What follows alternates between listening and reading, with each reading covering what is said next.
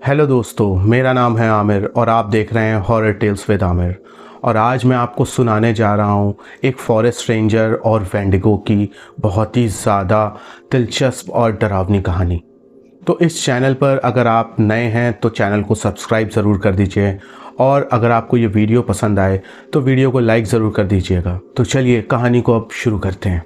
America के उत्तरी इलाके में एक डेंस फॉरेस्ट फैला हुआ जिसका नाम था ब्लैक पाइन्स नेशनल फॉरेस्ट। ये जंगल अपने खूबसूरत नज़ारे और बेहद ज़्यादा खामोश वातावरण के लिए बहुत ज़्यादा प्रसिद्ध था, लेकिन साथ साथ ये जंगल एक ऐसे डर के लिए भी बदनाम था जिसका नाम लोग लेने से भी कांपते थे, और वो डर था वेंडिगो। कहा जाता था कि इन जंगलों में एक राक्षस रहता है जिसको कि लोग वेंडिगो कहते हैं। लोगों का ये मानना था कि वेंडिगो पहले एक इंसान हुआ करता था जिसने भूख और लालच के चलते इंसान का मांस खाया, और फिर वो श्रापित होकर एक दानव में, एक राक्षस में बदल गया। उसकी भयानक शक्ल, लंबा दुबला पतला शरीर, हड्डियों से लटकती हुई चमड़ी, सड़ी हुई बदबू और खोपड़ी जैसी शक्ल। रात के अंधेरे में उसकी चीखें पूरे जंगल में गूंजती थी, और शायद यही वजह थी कि इस जंगल के वॉच टावर की नौकरी कोई भी लेना नहीं चाहता था। ये टावर जंगल के बीचों बीच में बना हुआ था जिसपे फॉरेस्ट रेंजर्स चढ़ के उस पूरे जंगल पर नजर रखते थे। लेकिन जिस भी किसी फॉरेस्ट रेंजर ने कभी हिम्मत दिखाकर उस टावर पे अपनी नौकरी ज्वाइन करी तो या तो वो गायब हो गया या फिर वो पागल होकर वापस लौटा। और फिर एक दिन आता है डेविड मिलर, एक टफ एक्स मिलिट्री आदमी। उसे बचपन से ही जंगल से प्यार था और आर्मी छोड़ने के बाद उसने फॉरेस्ट डिपार्टमेंट ज्वाइन कर लिया। जब उसको ये पता चला कि ब्लैक पाइन्स फॉरेस्ट के एक वॉच टावर पे किसी रेंजर की ज़रूरत है तो मिलर तुरंत उस जगह पर पहुंच जाता है। उसे बहुत से लोग ये बात समझाते हैं कि डेविड, उस टावर पे जॉब मत करना, क्योंकि वो टावर एक ऐसे जंगल के बीचों बीच बना हुआ है जिस जंगल में एक वेंडिगो का राज है, और वो वेंडिगो उस जंगल में किसी भी रेंजर को टिकने नहीं देता। या तो वो उनको मार देता है या फिर उनको गायब कर देता है। ये सारी बातें सुनने के बाद डेविड ने हंस के जवाब दिया कि अगर उस जंगल में वाकई कोई राक्षस है तो मैं उसका सामना करना चाहूँगा। नवंबर का ठंडा मौसम था और डेविड अपनी जीप लेकर काफ़ी लंबा सफ़र करके उस जंगल के वॉच टावर तक पहुँचता है। वो टावर लोहे और लकड़ी से बना हुआ एक ऊंचा और लंबा ढांचा था जिसके ऊपर एक कमरा भी बना हुआ था जहाँ से डेविड को उस पूरे जंगल पर नज़र रखनी थी। टावर के नीचे एक पुराना वुडन केबिन था जिसमें पहले दूसरे फॉरेस्ट रेंजर्स रहा करते थे, लेकिन केबिन की हालत बहुत ज़्यादा खस्ता थी। खिड़की दरवाजे सब जैसे टूटे हुए से थे और अंदर एक अजीब सी बदबू और सीलन पूरे में भरी हुई थी। डेविड ने अपना सारा सामान रखा और फिर टावर पे चढ़ने के बाद उसने दूरबीन से पूरे जंगल पे दूर दूर तक नज़र डाली। जंगल बहुत ज़्यादा खामोश लग रहा था, लेकिन उस जंगल की इस खामोशी में एक अजीब सा भारीपन था जो डेविड महसूस कर सकता था। पहली ही रात डेविड को अजीब सा एहसास हुआ जब रात के 2 बजे उसको टावर के नीचे जैसे किसी के चलने की आवाज़ आई। डेविड उठा और जिज्ञासा के तहत उसने टॉर्च जलाकर टावर के चारों तरफ टॉर्च को घुमा घुमा के टॉर्च की रोशनी डाल के अच्छे से चेक किया, पर वहाँ पर उसको कोई भी नज़र नहीं आया। और फिर अचानक से ही एकदम हड्डियों को तोड़ देने वाली एक चीख जो पूरे जंगल में गूंज उठी, जिसको सुनने के बाद डेविड भी एक वक्त के लिए कांप सा गया। लेकिन उसने खुद को संभाला और उसने ये सोचा, हो सकता है किसी जंगली जानवर ने किसी जानवर का शिकार किया हो जिसकी चीख हो जो उसको सुनाई दी है। अगली रात और भी ज़्यादा डरावनी होने वाली थी। जब डेविड ने आधी रात के वक्त उस जंगल पर नज़र डाली और टॉर्च से दूर दूर तक देखने की कोशिश कर रहा था तो उसको अपने टावर के पास ही एक हिरन खड़ा हुआ दिखा, जो बिल्कुल जैसे जमा हुआ सा खड़ा हो और एक दिशा में देख रहा हो। ये देखने के बाद डेविड जिज्ञासा के तहत उस टावर से नीचे उतरा और धीरे धीरे उस हिरन के पास गया।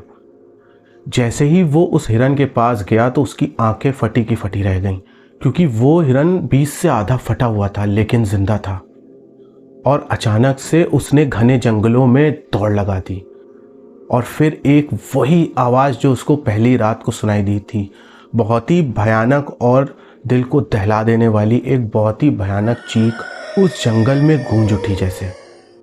जैसे तैसे डेविड वहाँ से भाग के अपने टावर पे चढ़ गया और इस सोच में पड़ गया कि क्या ये सारी बातें सच हैं, क्योंकि वो जो हिरन था उसकी हालत ऐसी थी कि वो जैसे मरा हुआ हो लेकिन फिर भी वो ज़िंदा है।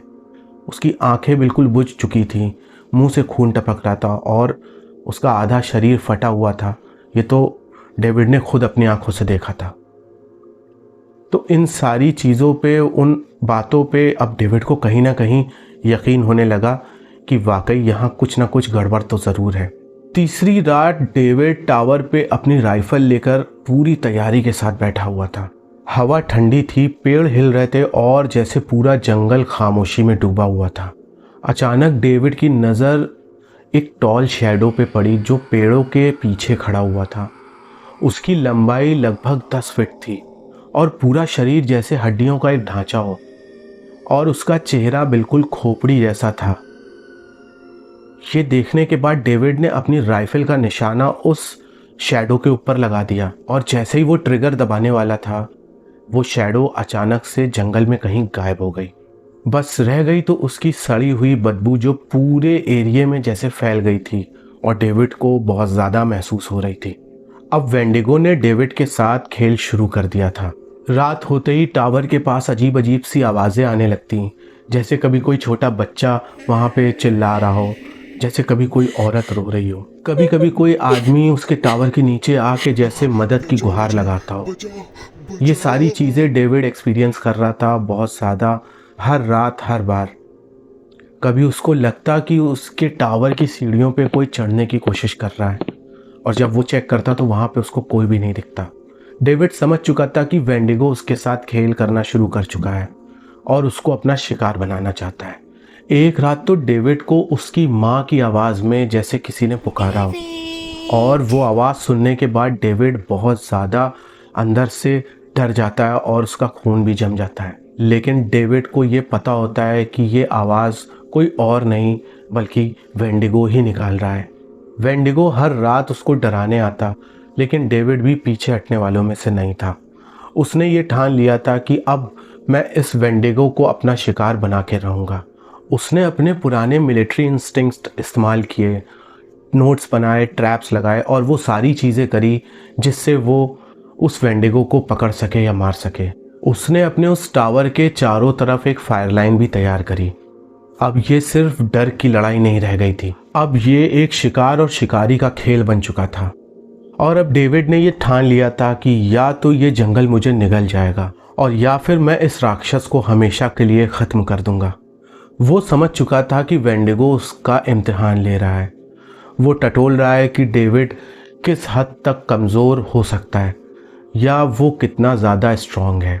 वो वेंडिगो हर रात उसकी हिम्मत को तोड़ने की कोशिश करता, अजीब अजीब सी आवाज़ें निकालता, अलग अलग तरीके के हेलुसिनेशन पैदा कर देता उसके सामने और जंगली जानवरों के मांस का ढेर उसके टावर के नीचे वो हर रात लाके इकट्ठा कर देता था।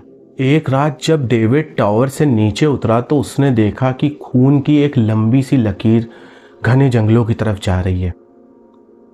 जिज्ञासा और गुस्से के तहत डेविड ने अपनी राइफल उठाई और उस खून की लकीर का पीछा करते हुए घने जंगलों की तरफ चला गया और करीब आधा मील चलने के बाद उसको सामने पेड़ पर टंगा हुआ एक इंसानी हाथ दिखा जिसमें से वो खून टपक रहा था। वो हाथ पूरा सड़ा गला सा था, लेकिन उसके नाखून जैसे बिल्कुल ताज़े थे। डेविड तुरंत समझ गया कि ये ज़रूर हो ना हो उन पुराने रेंजर्स में से ही किसी का हाथ है जिनको वेंडिगो ने अपना शिकार बना लिया था। अचानक से डेविड के पीछे एक बहुत ही तेज़ और गर्जन जैसी आवाज़ हुई, जिसको सुनने के बाद डेविड बहुत ज़्यादा घबरा गया। पूरे एटमॉस्फेयर में जैसे बहुत ही गंदी और सड़ी सी बदबू फैल गई। पेड़ की टहनियाँ जैसे टूटने लगीं और जैसे ही डेविड ने पलट के देखा तो उसके सामने खड़ा हुआ था वेंडिगो। वेंडिगो करीब 10 फीट लंबा, कंकाल जैसा दुबला, सिर पर हिरण की खोपड़ी जैसी हड्डियां और आंखें जैसे अंगारों की तरह चमक रही थीं। उसके लंबे नुकीले नाखून मिट्टी में दबे हुए थे। डेविड ने बिना वक्त गवाए गोलियां चला दी। वो गोलियां वेंडिगो को लगी जिससे वो लड़खड़ाया तो ज़रूर, पर पूरी तरह से गिरा नहीं और वो दानव कुत्ते जैसी चीख मारते हुए डेविड के ऊपर झपटा। डेविड किसी तरह से अपने आप को बचाकर वहां से पूरी ताकत से भागते हुए अपने टावर तक पहुंचा और जल्दी से टावर पे चढ़ के उसने दरवाज़ा ऊपर से बंद कर लिया। टावर की सीढ़ियों पर जैसे वेंडिगो चढ़ने की कोशिश कर रहा था और डेविड को ये एहसास हो रहा था क्योंकि टावर पूरा हिल रहा था। तभी जो फायर लाइन और सारी चीज़ें और जो ट्रैप्स डेविड ने उस वेंडिगो के लिए तैयार किए थे, तो उनमें से एक फायर लाइन को डेविड ने आग लगा दी, जिससे वो नीचे सीढ़ियों का जो एरिया था वो जलने लगा और वेंडिगो जैसे तैसे वहाँ से कूद के जंगल में चीखता हुआ और एक अजीब सा डर पैदा करता हुआ भाग गया। उस रात डेविड को ये समझ में आया कि वेंडिगो को गोलियों से नहीं मारा जा सकता, इसके लिए उसको कुछ और ही प्लानिंग करनी पड़ेगी। अगले दिन डेविड ने उस केबिन को, जो कि उसके टावर के नीचे बना हुआ था, अच्छे से तलाशा, सारी चीज़ों को खंगाला, तो उसको पुराने रेंजर्स की कुछ डायरीज मिली जिसमें कुछ नोट्स लिखे हुए थे और उन नोट्स में लिखा हुआ था कि वेंडिगो को सिर्फ आग और स्टील से मारा जा सकता है।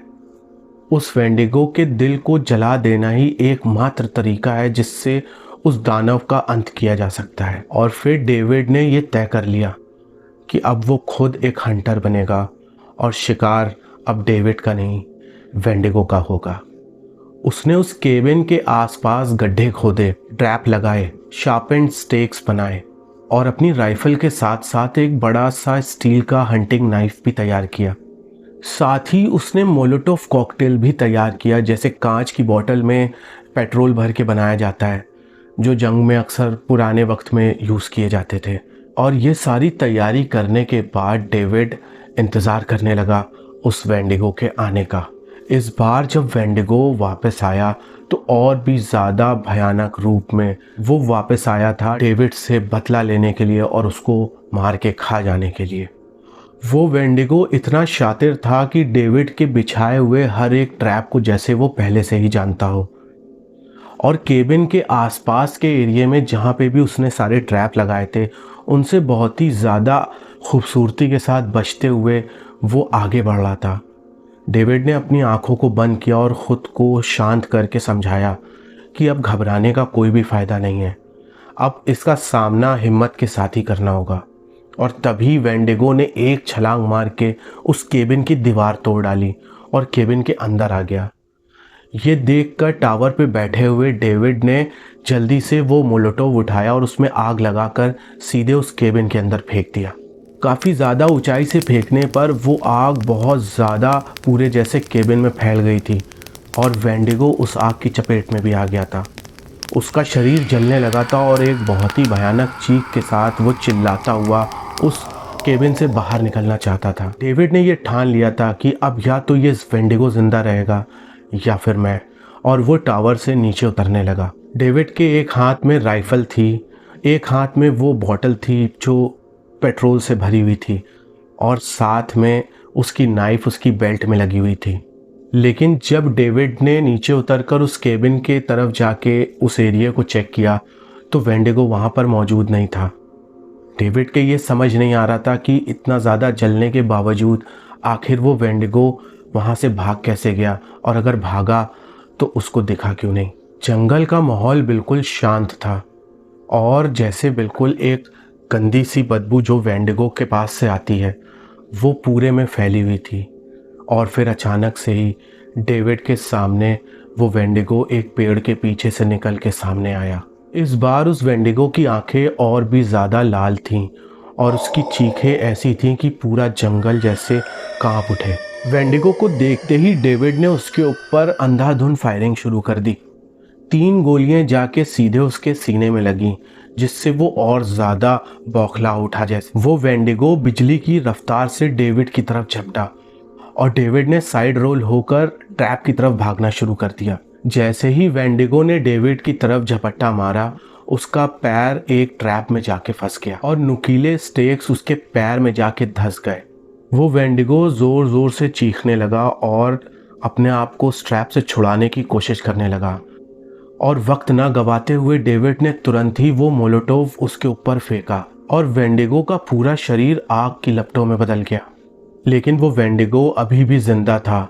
उसने गुस्से में उस ट्रैप को तोड़ा और डेविड की तरफ भागा। तभी डेविड ने अपनी वो स्टील की नाइफ निकाली और सीधे ही आंखें बंद करते हुए जैसे उस वेंडिगो के सीने की तरफ निशाना कर दिया। वेंडिगो जैसे ही उसके पास पहुंचा, वो नाइफ सीधे उसके सीने में उतर गई, जिसके बाद उस वेंडिगो की आंखें जैसे आग की तरह जलने लगी। वो वेंडिगो बहुत ज़ोर ज़ोर से चिल्ला रहा था। डेविड को अपने हाथों से उसका गला दबाने की कोशिश कर रहा था, लेकिन डेविड रुकने का नाम नहीं ले रहा था। वो बार बार चाकू को बाहर निकालता और फिर उसके सीने में डाल देता। ऐसे करते करते एक बार उसने बहुत गहरा वार किया और चाकू को अंदर घुमा के वहीं छोड़ दिया। फिर डेविड ने एक और मोलोटोव उठाया और वेंडिगो की जो छाती थी, जिसको डेविड घायल कर चुका था, उसी घाव पर उसने उस मोलोटोव को फेंक दिया और आग की वो लपटें जैसे उस वेंडिगो के अंदर तक समा गईं। वेंडिगो दर्द से ऐसा चीख रहा था जैसे आज वो उसका आखिरी दिन हो। और फिर वो राक्षस धड़ाम से ज़मीन पर गिर गया और धीरे धीरे उस राक्षस का शरीर जैसे राख में बदल गया। डेविड ये सारा मंजर अपनी आंखों से खड़े होकर वहीं पर देख रहा था। जैसे ही वेंडिगो ख़त्म हुआ, उस जंगल में अजीब सी शांति फैल गई। वो बदबू, वो भारीपन जैसे धीरे धीरे ख़त्म होने लगा। सिर्फ राख और जली हुई मिट्टी ही वहाँ पे रह गई थी। डेविड ने एक गहरी सांस ली और उसके चेहरे पे बहुत ज़्यादा थकान थी, लेकिन मन में जीत की खुशी। अगले दिन जब डेविड उस टावर से शहर को गया, अपने डिपार्टमेंट में जाके उसने सारी चीज़ों के बारे में बताया, तो फॉरेस्ट डिपार्टमेंट ने उसकी ये सारी रिपोर्ट सुनने के बाद उसकी बातों पर यकीन नहीं किया। यहाँ तक कि ऑफिसर्स ने कहा तुम्हें हेलुसिनेशन हुआ होगा और अकेलेपन ने और उस जंगल ने शायद तुम्हें पागल कर दिया है। इस तरह से हंस के और सारी चीज़ें करके उसका मजाक ही उड़ाया। लेकिन डेविड जानता था उसने क्या देखा और किस चीज़ से लड़ा। तो दोस्तों, ये थी एक कहानी जो कि मुझे नेट पे मिली थी, तो मैंने आपको सुनाया। मेरे हिसाब से तो वेंडिगो जैसी चीज़ शायद नहीं होती। अब आप क्या मानते हैं वेंडिगो के बारे में? अगर आपको लगता है कि वेंडिगो वाकई में होता है, तो क्या इंडिया के जितने भी फॉरेस्ट हैं वहाँ पे वेंडिगो जैसी कोई चीज़ है? और अगर नहीं होता तो कमेंट बॉक्स में जाकर अपनी राय ज़रूर लिखिएगा। अगली कहानी किस टॉपिक पर हो सकती है, या कोई भी ऐसी कहानी जो आपके साथ घटी हो, सच्ची भूतिया घटना हो, वो हमारे इस चैनल के माध्यम से आप दूसरों तक पहुंचा सकते हैं। तो उस स्टोरी को हमें तुरंत भेज दीजिए हमारे जीमेल एड्रेस पे। और अगर आपको ये वीडियो पसंद आया हो तो वीडियो को लाइक ज़रूर कर दीजिएगा, इस चैनल को सब्सक्राइब कर दीजिएगा। मिलते हैं अगली वीडियो में। Thank you.